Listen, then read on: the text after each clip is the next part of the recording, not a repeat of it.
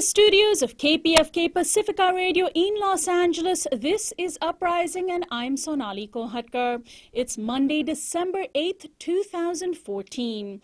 As police brutality continues and protests continue, maintaining that Black Lives Matter, we'll speak with Kevin Alexander Gray. He's the editor of Killing Trayvons, an anthology of American violence. He'll share his analysis and the common threads between Ferguson, New York, Los Angeles, Phoenix, and Berkeley.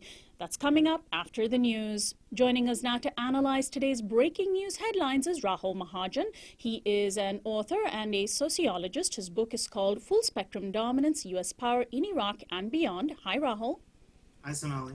Well, 6 prisoners who have spent years in the U.S.-run Guantanamo Bay Detention Center finally left their prison this weekend. But they weren't going home. They were being transferred to Uruguay and are technically free. 4 of the men are Syrian, 1 is Tunisian, and 1 is Palestinian. Uruguayan President Jose Mujica referred to the men as, quote, humans suffering a heinous kidnapping in Guantanamo, and that Uruguay was playing a role in helping return them to their homes for, quote, humanitarian reasons. The men are now designated as refugees and are under the auspices of the UN Agency for Refugees. 136 men remain imprisoned at Guantanamo. That's down from more than 750 that were originally imprisoned by the Bush administration in the years following the September 11th attacks. Now, Rahul, do you know if these men will ever get to go home? And if the U.S. kidnapped them and imprisoned them for more than a decade, why isn't it simply repatriating them to their homes? Well, you know, it's very hard to say what's going to end up happening to them. I mean, there well over 100 Guantanamo prisoners have been transferred to countries that were not, you know, their homes. And, you know, in the case of the Syrians in particular, getting going home now is fraught with all kinds of other dangers. I think there are several reasons why this kind of thing happens with the Guantanamo prisoners. In some cases, the prisoners themselves do not want to be returned to their homes because they're afraid that they'll be under threat of violence. This is true especially for those who had, you know, like many of them, had nothing to do with any kind of jihadi groups or terrorist attacks or anything like that. Another reason is that there are times when the United States is ready to let them go but doesn't want them to go to their home country because they think that there's too much unrest and the likelihood of their becoming, anti-U.S. Fighters is too high. And a third is, 4 of these guys are Syrian. A third is the United States doesn't have diplomatic relations with some of these countries, and so they have to go through a complicated rigmarole. And then whistleblower Chelsea Manning, who is imprisoned for releasing troves of information about how the U.S. conducted the Iraq and Afghanistan wars, published a bold op-ed in the Guardian newspaper this morning. In it, the soldier formerly known as Bradley Manning made the case that transgender people like her constantly have their rights violated. Using her own case to illustrate the point, she wrote, quote, a doctor, a judge, or a piece of paper shouldn't have the power to tell someone who he or she is. We should all have the absolute and inalienable right to define ourselves. Manning also drew attention to the fact that low-income transgender people of color in particular face greater barriers and that her fight was part of a larger struggle for civil rights. Now, Rahul, Chelsea Manning doesn't seem to have let being in prison silence her. How important is it for us to hear from her? Well, I think it's important. She's a voice of conscience and really a prisoner of conscience. And so it's important to hear from people like that regularly because there's so few in the public sphere that one does hear from. It's also, I think, in the case of somebody like her who is in terrible conditions and is in for a very long time, it's also important to be able to keep tabs on the sanity and mental health of the person, and the fact that she is continuing to write about a variety of political issues is certainly a positive sign there. And finally, in what seems to be a turning point for the mass movement in Mexico, sparked by 43 missing students, remains of the first student have been identified and his death confirmed. The parents of 19-year-old Alexander Mora are in mourning joined by many Mexicans across the country. It is now also confirmed that Mora's body was incinerated and dumped into a river. The confirmed death makes it more likely that the other 42 students suffered a similar fate. Dozens of people have already been arrested in connection with the crime, which has posed the biggest threat to President Enrique Peña Nieto's tenure. Now, Rahul, people have fixated on the fate of these specific 43 students, but 100,000 people have been killed in gang-related violence in Mexico since 2007. It's really about that, isn't it? Well, I think it's really about both things. I mean, on the one hand, had it not been for this incredible background of violence by drug gangs, and by drug gangs often in collusion with parts of the local state, there wouldn't have been this sort of massive upwelling after the initial local protest, the fact that tens of thousands marched in Mexico City and so on, and the fact that it's actually endangering the government. On the other hand, it's very difficult to protest against something as big and as diffuse as this atmosphere of violence that has led to so many deaths over many years. So this was a very egregious case. 43 students from one college. I mean, even drug gangs rarely massacre such a large number of people who are unrelated to their enterprise in any way. Right. With the overt collusion of local authorities. I think that's what made it this a real flashpoint. Rahul, thanks as always for joining us. We'll talk to you next week. See you then. Rahul Mahajan is a sociologist and news analyst and author of Full Spectrum Dominance, U.S. Power in Iraq and Beyond. And in Los Angeles news, a massive fire in downtown Los Angeles that's being dubbed historic is finally under control. Hundreds of firefighters battled an inferno that claimed several buildings and shut down freeways. There were no injuries and the cause of the fire is still unknown. This is Uprising. We'll be right back.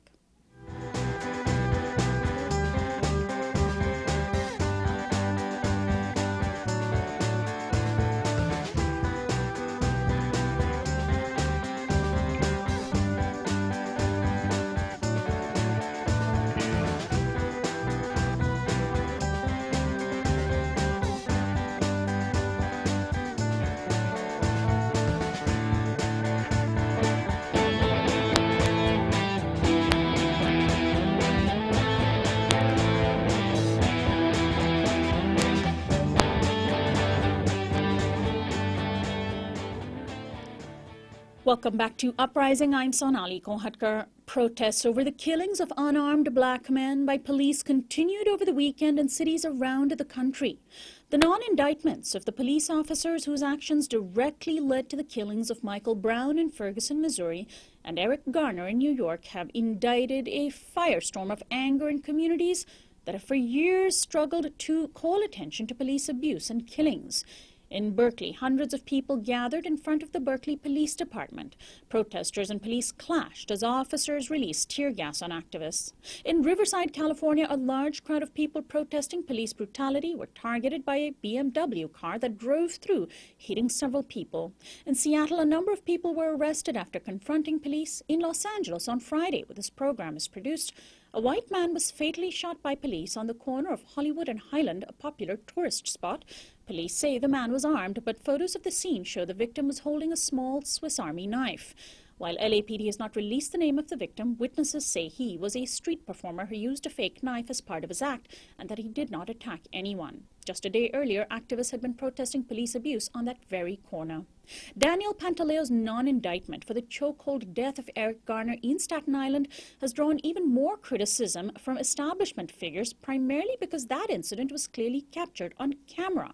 Newly elected New York Mayor Bill de Blasio refused to endorse the grand jury decision, saying there needed to be a serious conversation about racism. Former President George W. Bush said in an interview that the decision was, quote, hard to understand.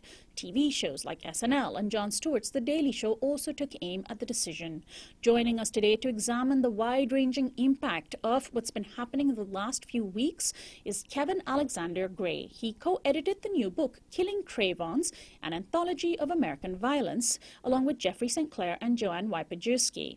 His earlier books are The Decline of Black Politics from Malcolm X to Barack Obama and Waiting for Lightning to Strike, The Fundamentals of Black Politics. Welcome to Uprising, Kevin. Thanks so much for joining us, Kevin. Can you hear me? We'll try to get Kevin's audio fixed. Kevin Alexander Gray, again, the author of The Decline of Black Politics from Malcolm X to Barack Obama, as well as Waiting for Lightning to Strike, The Fundamentals of Black Politics. And his new book that he has co-edited with Jeffrey Sinclair and Joanne Wajpajewski is an anthology that includes writings from people like himself and Vijay Prashad and many, many others.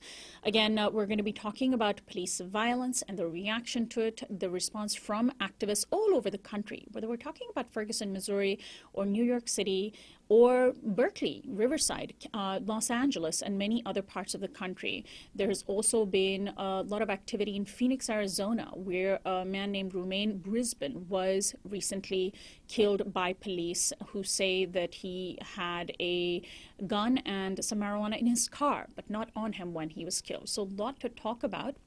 And we're going to get Kevin on the phone very soon. Kevin Alexander Gray joining us to talk about this issue and the influence that many activists are now finally having on the mainstream conversation around police brutality. Again, this is Uprising, by the way, and in fact, if I want to just take this moment while we're dealing with our technical problems to let you know that you can actually watch this program now. It is a TV program, and we are on Free Speech TV, which you can find on DirecTV and Dish Network, and also on Roku. And you can also check out our YouTube channel at youtube.com/uprising with Sonali. Kevin Alexander Gray, are you with us? Yes, I'm here. Thanks so much for joining us. Well, do you think that the situation that we see currently around the country is finally coming to a head because of a number of issues, of incidents that have piled one on top of the other so big that people just can't ignore? Or is there another reason why an existing issue that many people in the Black community and communities of color have been talking about is finally breaking into the mainstream? Well, some of it is social media and the ability to spread the message across the country, or spread images and actions across the country instantaneously, and then people are connecting up in ways that they haven't in the past. Usually when something happened in South Carolina, it might take that train trip and the Pullman porters to take the news back to Chicago. So social media has played an impact, but, the Cambodians and the Laotians knew they were being bombed long before the American public did during the Vietnam War. And that's the case with police violence and racist violence in this country throughout the history of this country. What is amazing is that people think that this is new. This is not new. It's just that now we're really talking about the police state, and that has implications for everybody, not just for Black people, but for the country at large. Do we want to live in a police state? Do we want to live in a country where one group of people have the right to shoot, to kill, and impose the death penalty and the use of force without due process on the streets of America? And how do we determine who these people are? And so, while there are a lot of Blacks dying disproportionately due to police violence, whites died too, and they have to know that. And with the Eric Garner case, this is a matter of a custodial arrest, basically, for a victimless crime, selling loose cigarettes. Is the death penalty what we want to invoke on a tax crime? I hate to mention Rush Limbaugh because I'm not a devotee of Rush Limbaugh, but as they say, a broken clock is right twice a day. Eric Garner was killed over taxes and cigarette taxes, and the police trying to enforce those high taxes in New York City. That's what gave them the reason to stop Eric Garner, along with racial profiling. And, so that's an issue that people ought to confront. Then the other issue, instead of, just talking about cameras on police officers, we ought to talk about grand jury reform. Right. And why it is that grand juries are the tools of prosecutors. And we ought to talk about who else can have access to grand jury. So let's talk about grand jury reform and the fact that prosecutors have been able to use the grand juries to get their way, as opposed to seeking justice, and then this whole idea of immunity for cops. We've got to. These are some issues that are not being talked about right now. There's a lot of talk about citizens review boards, and those are good. There's a lot of talk about cameras on police officers, and I think that's good. But we ought to talk about the police policy of shoot to kill and use of force, and the idea of slapping handcuffs on somebody during custodial arrest. And actually, Kevin, I'm glad you brought up the issue of grand juries, because in the case of the Eric Garner death, there was one person who was indicted by a grand jury. It was the person filming the whole incident, Ramsey Orta, a man who claims that he was framed.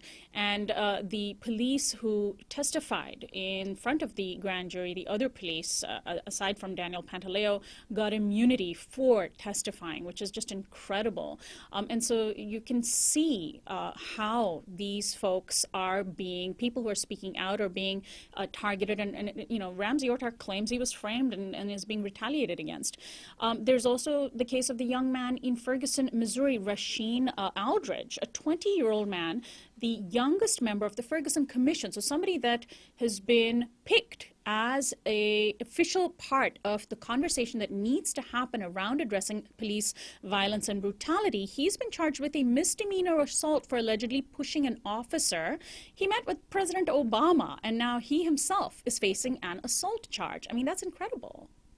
No, well, it's incredible, but it's what happens. People who speak out against power and challenge power often have their lives imperiled, their finances ruined, their lives ruined. It is tough taking a stand, and that's what people need to understand. It is tough taking a stand. A lot of people go to jail for a lot of different reasons, but to have your life put in jeopardy, because you know you are fighting people with guns who have proven that they will shoot to kill. And with racial profiling the way it is, this whole idea that black men are somehow thugs, which is as old as the term mandingo, and that you need to kill off this violent predator. People forget about the 80s and the 90s when they were talking about wilding and predatory black males. Right. This isn't new. This is this generation getting their taste of white supremacy and racism. This is the country at large in the aftermath of 9/11 and the Patriot Act and the National Defense Authorization Act and a country gone wild on security. This is the byproduct of it. This is the rise in SWAT teams. This is the militarization of the police departments all across the country. This is police not being held accountable for their crimes and believing that they are the law. Now, Kevin, and people are tired of it. I'm wondering if you're encouraged by the fact that a couple of police have been speaking out. I mean, of course, it's just a couple of police, which is very, very few. But still, Eric L. Adams, who wrote an op-ed in the New York Times this weekend called "We Must Stop Police Abuse of Black Men." Adams is the Brooklyn Borough President, a retired New York Police Department captain. He's the co-founder of the group 100 Blacks in Law Enforcement Who Care. And he himself, he wrote about the abuse that he suffered at the hands of police as a teenager, and then joined the force hoping to make change from within. There was another police officer called Pedro Serrano of the NYPD who's come forward to speak out about the department's racist stop and frisk policies, and he was told to target black and Latino men between the ages of 14 and 21. And even though it's just so few policemen that are speaking out, which implies how many aren't, the fact that the cracks are showing is a good sign, isn't it? Well, let's see if the cracks turn out into more than just cracks, that they create a change in policy. I mean, there are look, cops will lie. Cops, there are a lot of racist, sadistic cops on the force. Cops believe that they are the law and that everybody else is the enemy. And it's this thin blue line that a lot of cops, black and white, will not cross. So I'm happy that there are cops that are speaking out, because, as a progressive, the idea isn't to demonize other human beings. It's to make the human beings who are charged with keeping the peace see the humanity in everyone. But the idea of the war on drugs and the criminal injustice complex, it's a cash cow. If you look at Ferguson or New York, they're no different than any other cities with minority populations. They pay the bulk of the court costs. They pay fines. They pay code violations. It's about money. As in the case of Eric Garner, it's about cigarettes in New York City being so high that people can sell a cigarette for $1 on the street or whatever. Down here, you can get them two for $1. And it's about the state wanting to collect that tax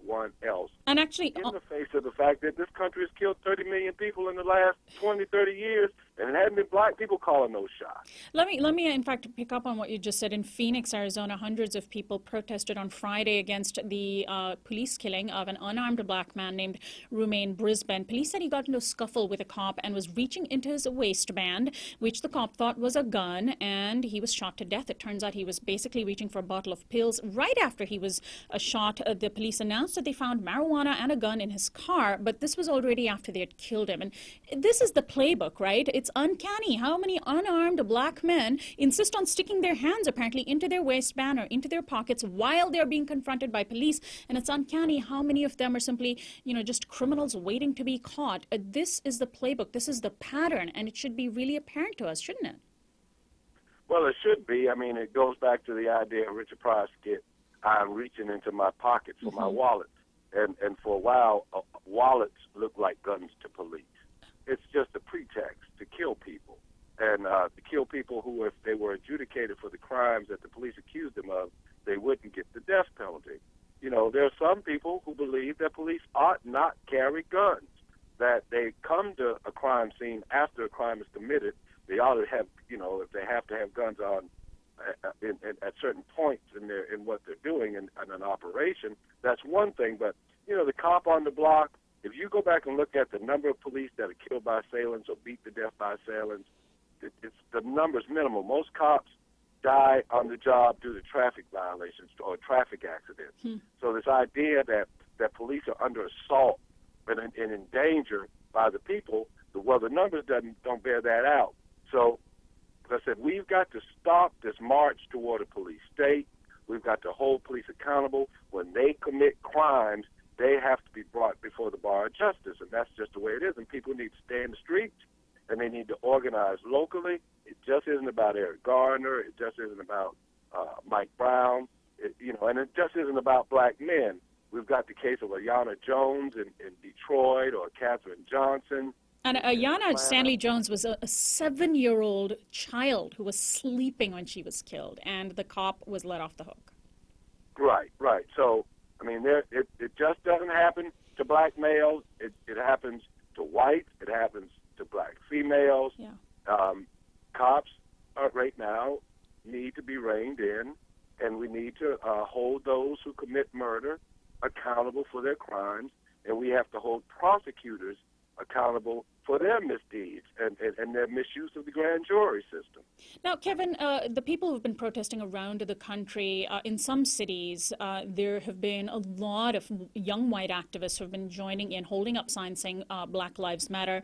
There's also a big social media response. Somebody started a Twitter trend, a hashtag criming while white, and apparently some white people who consider themselves allies are posting incidents on their social media feeds where they were obviously breaking the law when caught by a cop, but that they were let off just to make the case that there's this racial double standard. Some people are criticizing this approach, saying that it's putting white people at the center of this. But there's also been another campaign, Alive While Black, hashtag Alive While Black, where African Americans are pointing out cases where they were simply just minding their own business and were being targeted by cops. How important is, one, solidarity from white activists, and two, social media activism in this context today?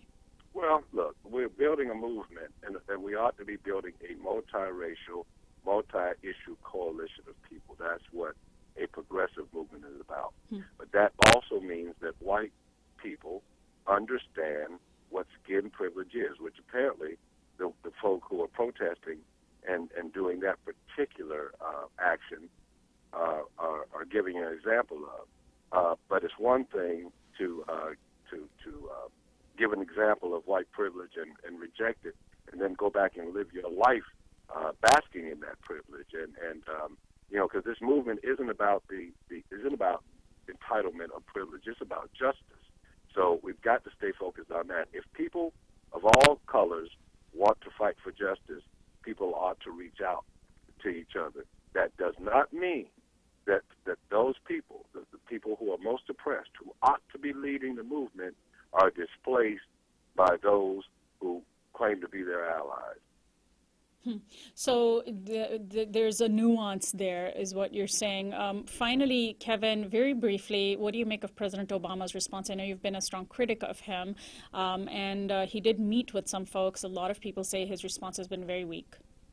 Oh, I don't have any expectations of President Obama. He's the chairman of the board. He decides to kill somebody every Tuesday without due process. It's hard to have any kind of moral authority in that regard. Look at Guantanamo. Look at the expanding wars in Afghanistan and Iraq. Look at the National Defense Authorization Act, which authorizes the police and all kinds of security forces in this country to do whatever they want to do. It was the first stimulus money that sent some of this equipment and more money to police departments all across the country. So, the fact that President Obama is a lame duck president and has a couple of years left to go in his term and now wants to come back to the community that he's dissed for the last 6 years, as Bill Clinton tried to do, well, those that are going to embrace him are going to embrace him. But in my estimation, he's been feckless. He has been weak. He has not made any strong statements against racism. And in many cases, he's reinforced people's stereotypes about black people. Wow. Strong words. Kevin Alexander Gray, thank you, as always, for joining us and sharing your thoughts with us on this issue. I'm sorry I couldn't get this camera to work. That's fine. Kevin Alexander Gray is my guest. He is the co-editor of the new book, Killing Trayvons, an Anthology of American Violence, along with Jeffrey Sinclair and Joanne Wypejewski. And his earlier books are called The Decline of Black Politics, from Malcolm X to Barack Obama, and Waiting for Lightning to Strike, The Fundamentals of Black Politics. This is Uprising. We'll be right back.